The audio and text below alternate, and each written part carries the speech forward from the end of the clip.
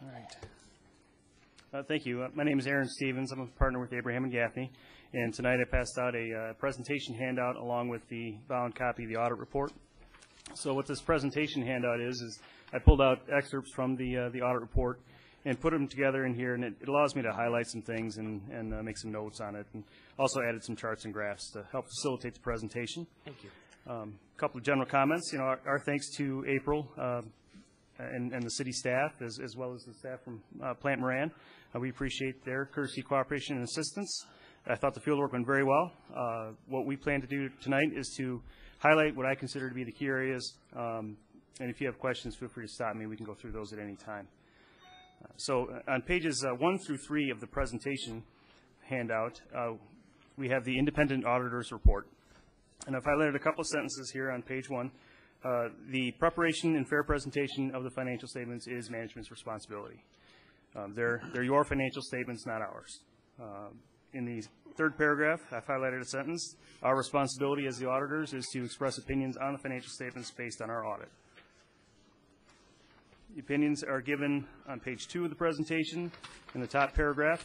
In our opinion, the financial statements referred to above present fairly in all material respects. That is the important phrase. That present fairly in all material respects is what we now refer to as an unmodified opinion. It is the highest level of assurance we can provide or express on a set of financial statements. And that's what you want to see as a council. I've also highlighted in the next paragraph the change in accounting principles. This year, the city was required to implement GASB 68. So now you have your net pension asset recognized for the first time on the government-wide, the full accrual financial statements.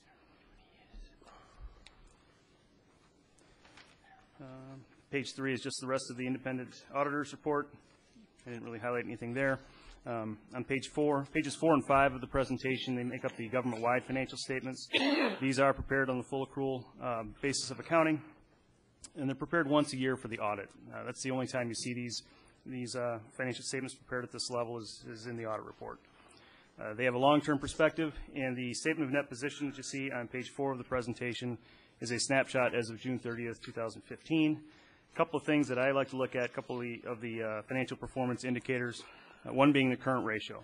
So if you take the total current assets of $15.9 million divided by your total current liabilities of about 6.5, you have a current ratio of 2.45. So you can cover your current obligations almost 2.5 times over with your current financial resources.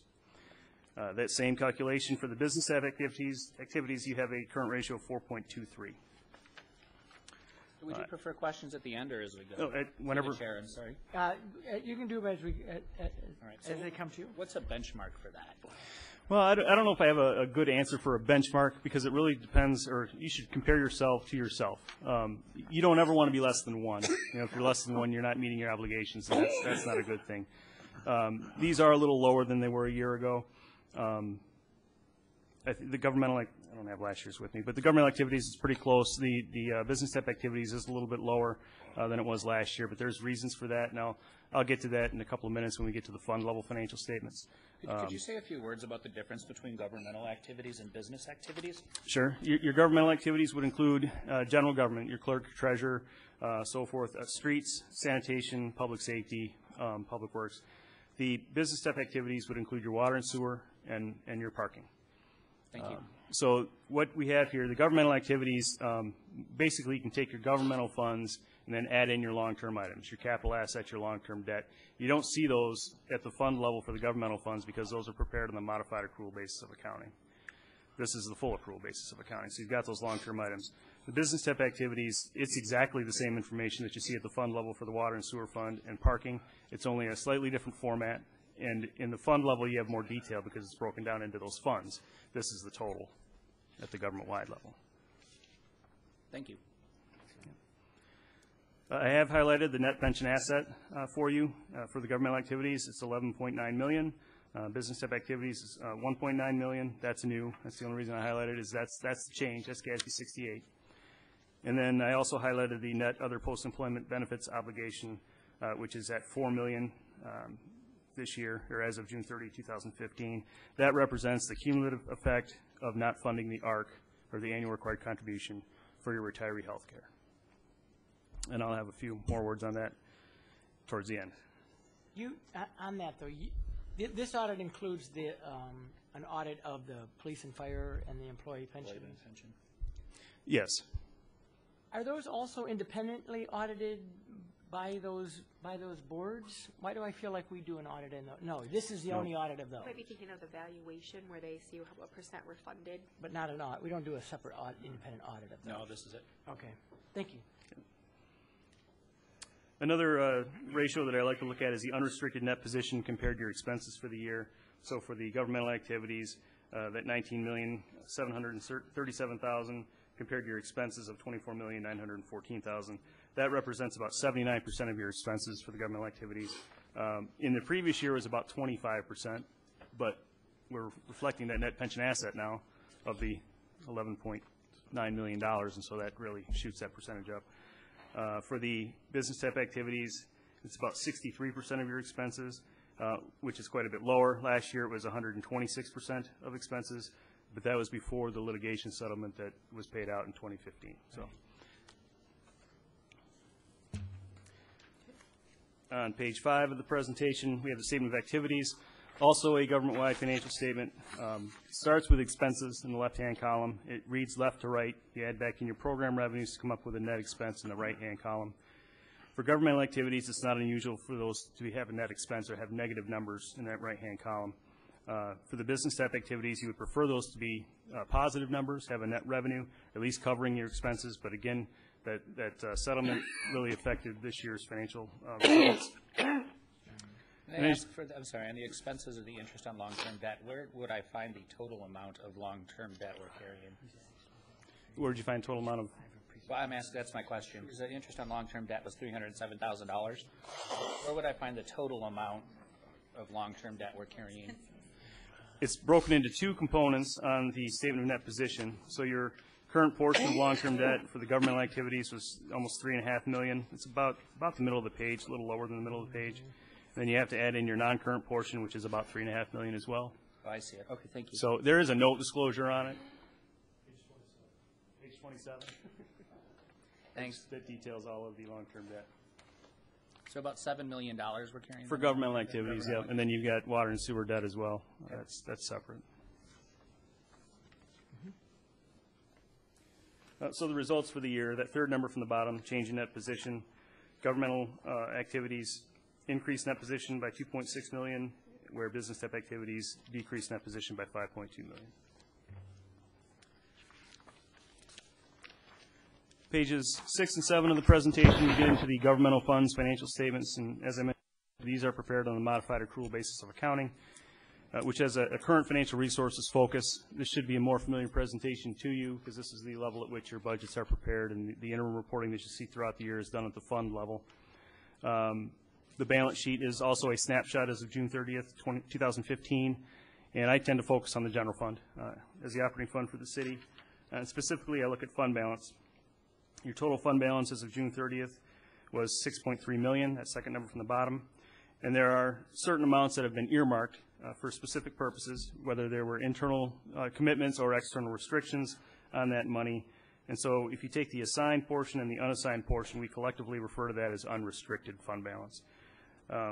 So that unrestricted fund balance compared to expenditures and other financing uses for the year, that unrestricted fund balance represents about 30% of your expenditures and other financing uses. But that includes unassigned and assigned. So Yes. Because we have assigned almost $1 million. Right. And the reason I include it is because you can assign and unassign all day long. Yeah. You know, it's management's intention, which is fine. Right. You know, you earmark it yourself, but there is no outside party that says you can't spend it or unassign it at any point. Okay. So. What would be covered in non-spendable, the $140,000? That's an amount equal to your inventory.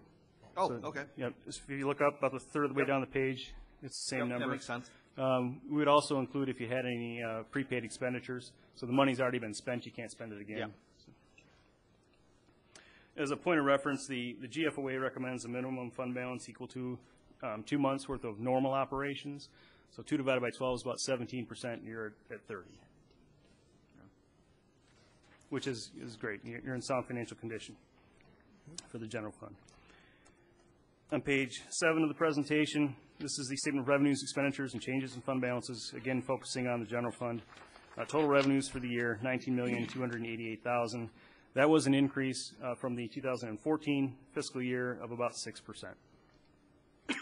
The expenditures, just below the middle of the page, $16,849,000. That was actually a decrease from the 2014 expenditures of about 3.7%. So I'm sorry, revenues were up about 6% and expenditures were down about 3.7 Yep. from last year? Yep. Where were you 2 months ago? The election, you know. Oh, yeah. So your results. You won, Dan. I know. Still. Your results for the year was an addition to fund balance of $709,567. In the previous year, for 2014, you actually used $950,000 of fund balance. So I've got a bar graph on the next page, page 8 of the presentation, that highlights the last 5 years of the general fund revenues, expenditures, and total fund balance. And as you can see, you added to fund balance in 4 of the past 5 years where revenues exceeded expenditures in every year except for 2014. Peaked in 2013, your fund balance did. In 2014, you had a large transfer out to the Major Streets Fund. And then in 2015, you're almost back to that 2013 level for fund balance.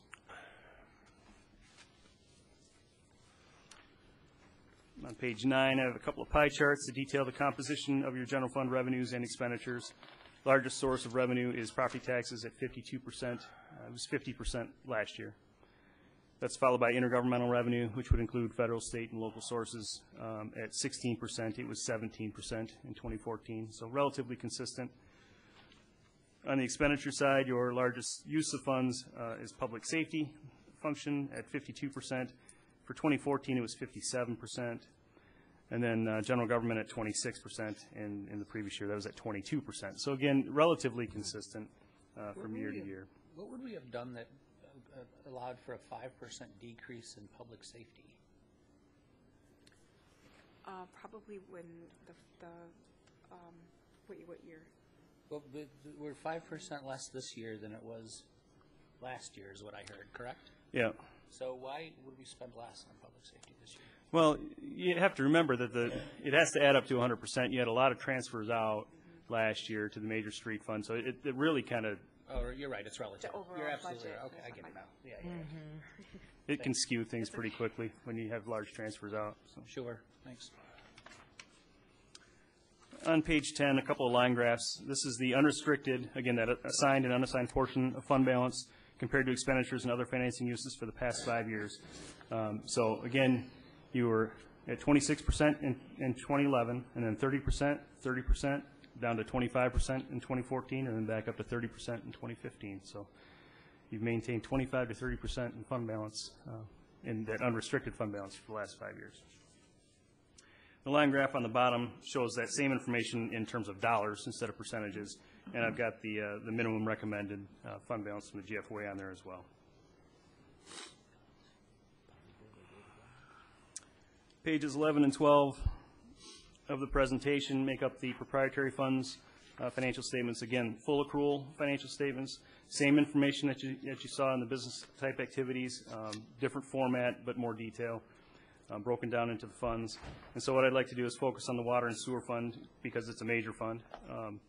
Again, the current ratio for the water and sewer fund was 3.26, a little lower than it was last year, or quite a bit lower actually than it was last year. The reason being, for the most part, that settlement that was paid out. And then the unrestricted net position compared to operating expenses less depreciation gives you about 65%. It was 165% in 2014. That $4,250,000 expenditure really impacted that percentage. On page 12, the operating statement of revenues, expenses, and changes in that position. Again, looking at the water and sewer fund. Total operating revenues were actually down about 12% from 14 to 15. They were $8.7 million in 2014 and $7.7 million in 2015. The operating expenses were up 57% because of that largely because of that settlement. Without that settlement, your expenses would have increased 5.4%. So you change in net position at the bottom of the page, a decrease in net position of $5.3 million for the water and sewer fund.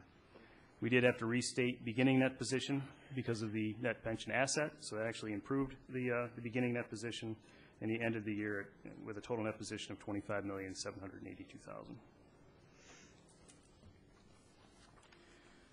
We got some similar charts and graphs for the water and sewer fund, a 5-year bar graph of the revenues, expenses, and total net position. Again, improved total net position from 2011 to 2014, and then decreased total net position in 2015. So even after the settlement, there's still over $25 million in that fund? Yep. In total net position. A lot of that's tied up in capital. Yeah, absolutely. But yes. Yeah. Thanks. And actually, that leads into page 14. The bar graph on the top shows you the components of that net position, broken down into the unrestricted portion as well as the amount invested in capital, net of related debt. Just gives you a visual perspective of the last 5 years. And again, then that percentage net position as a percentage of operating expenses less depreciation shows you that dramatic decrease in 2015.